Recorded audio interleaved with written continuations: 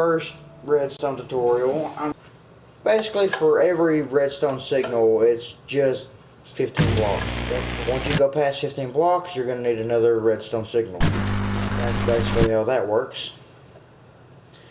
And if you want to make a primer circuit, you'll place a block with a redstone torch on one side and some sort of redstone activator on the other side with a redstone dust leading up to the block. And if it's activated, that will turn the redstone torch off, and the redstone that was on the other side that you wanted that redstone torch to activate will also be turned off. So if you turn off the activation signal on the other side, it turns this on. And if you get a detector rail and any type of minecart and place it on that detector rail, it also counts as a redstone signal and goes 15 blocks out. You can do the same thing with a minecart and powered rails with detector rails, but if you put an activator rail at the ending of it, it'll activate the minecart and kick you out if it's a regular minecart.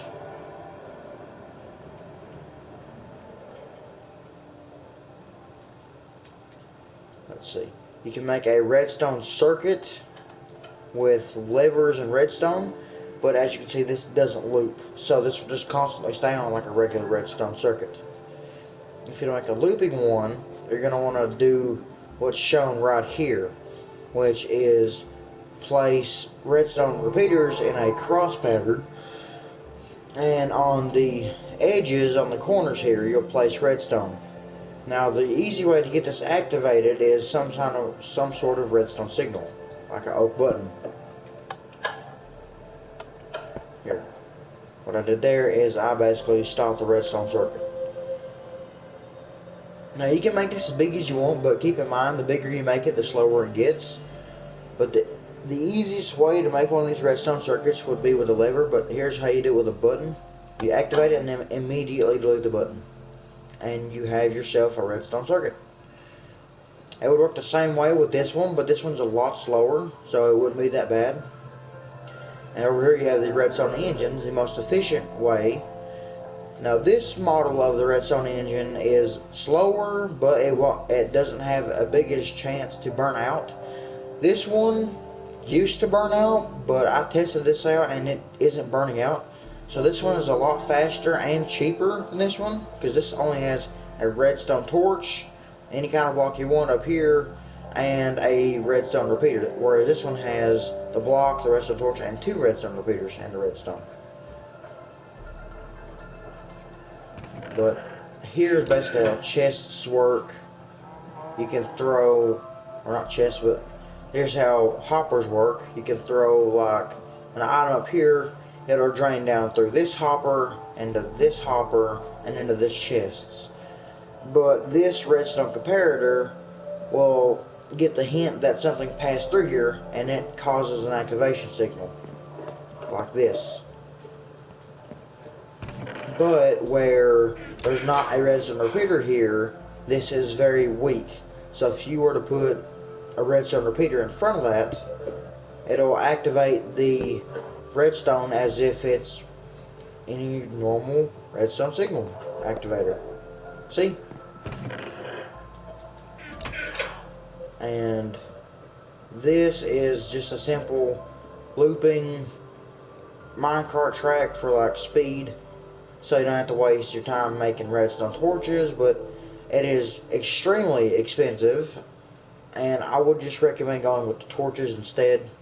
But if you don't want to make torches, you can use this pattern. This is a auto smelter. You place what you want to smelt in these hoppers up here, place some coal into these. Those items will drain from the hoppers into the furnaces, and the furnaces will smelt them. And then the items that the furnaces smelt will drain into these hoppers and will drain into these chests. See? And for proof, I'll put, let's see, some stone in there. Here, place some stone. See? It drains in here. This smelts it. Then it'll drain into here. Watch. See, it's drained. And you have some smooth stone next to your stone. That's an auto smelter. And that is it for today's episode of Minecraft Tutorials. This is a mini portion of the Redstone series, and I will upload more on this probably tomorrow. And tomorrow I think we'll be getting into some more advanced techniques of redstone, like hoppers or observers. Hopper redstone, we've demonstrated a little bit of that today, but here is an observer. When you place a block in front of it, it notices that and sends a redstone signal at the back here. And that redstone signal, along with every other redstone signal, besides the comparator, goes out 15 blocks. The comparator redstone signal has to be boosted by a repeater for it to be effective.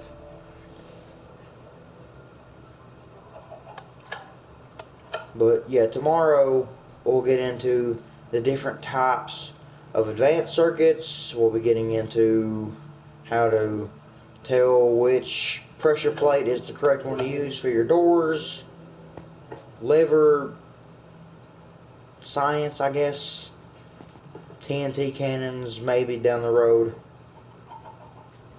But yeah, that's it for today.